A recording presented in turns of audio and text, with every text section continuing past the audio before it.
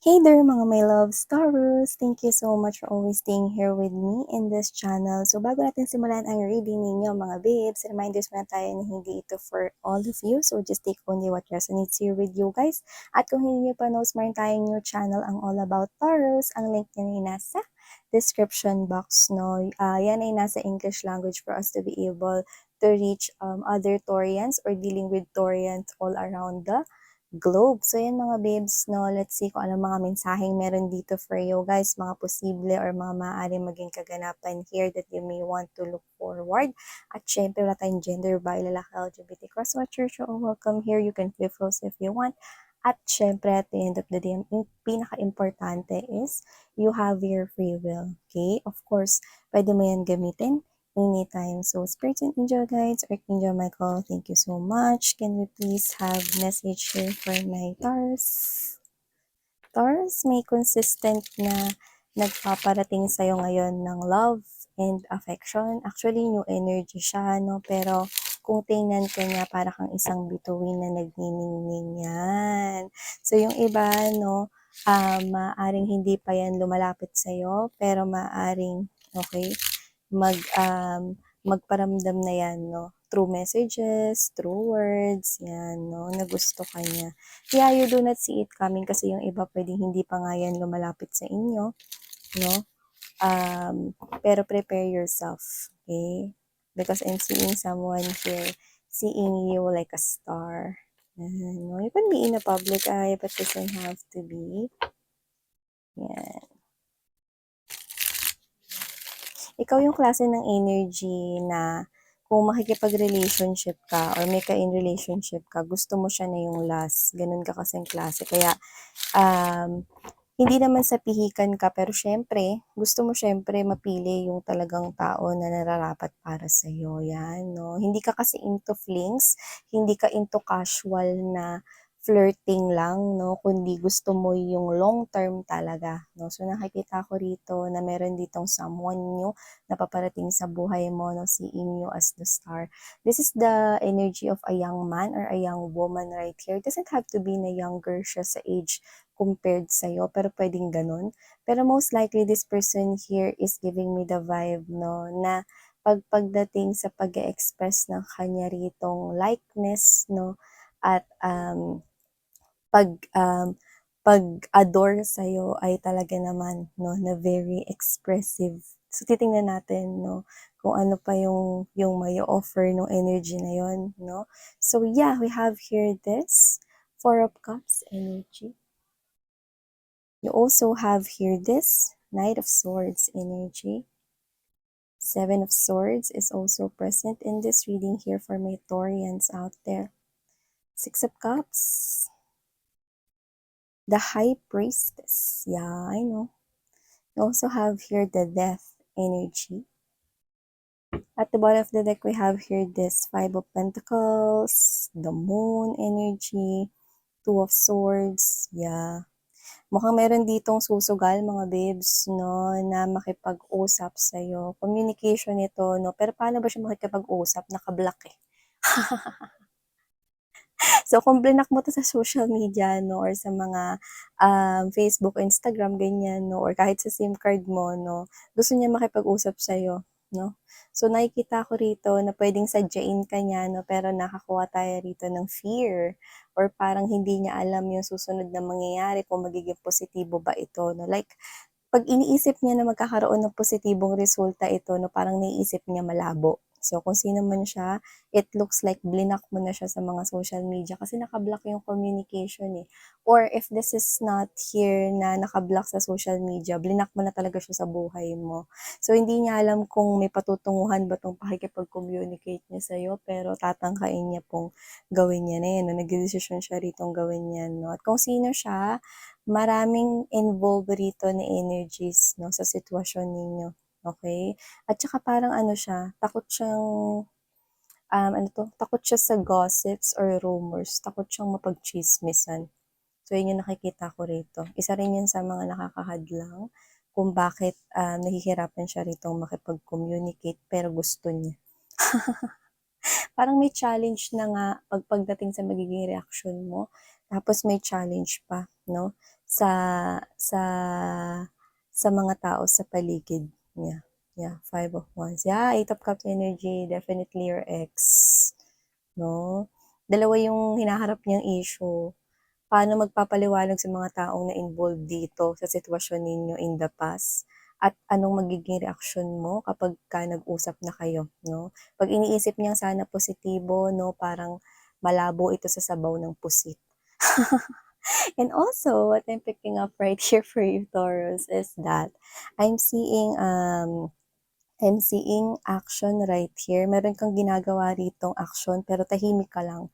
Sikretong malupit lang yun. Parang meron ka ritong tinatrabaho or gustong mangyari. Meron ka ritong pwedeng bagay na pinaniniwalaan ka, no? Deep down from the bottom of your heart na mas malalim pa sa bikini bottom. Kung saan nakatira si SpongeBob sa kailaliman ng dagat, 'no?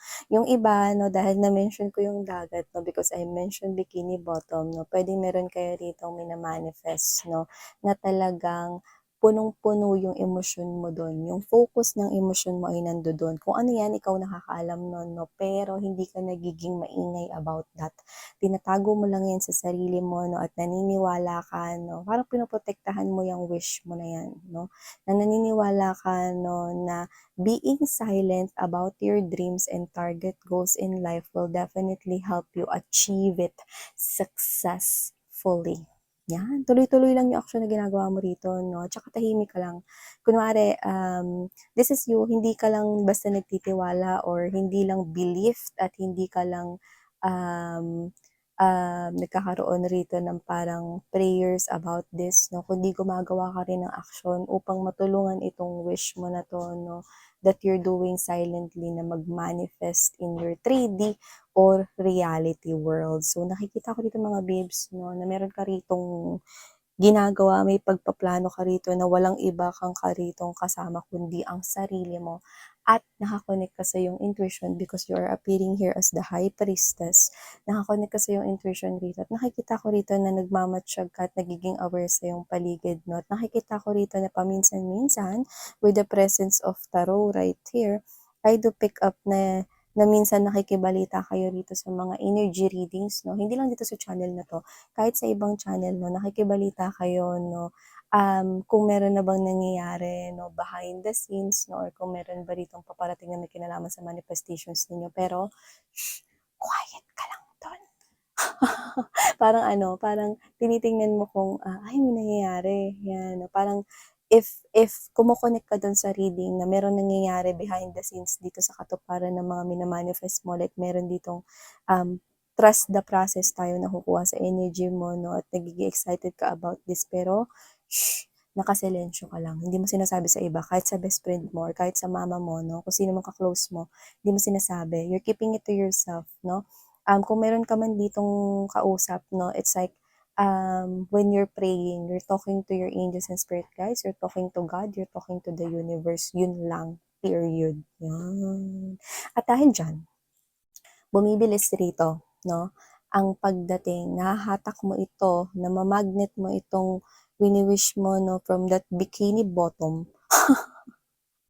ng mas mabilis rito sa iyong realidad. Kaya naman, be silent about your dreams and do not talk it out loud.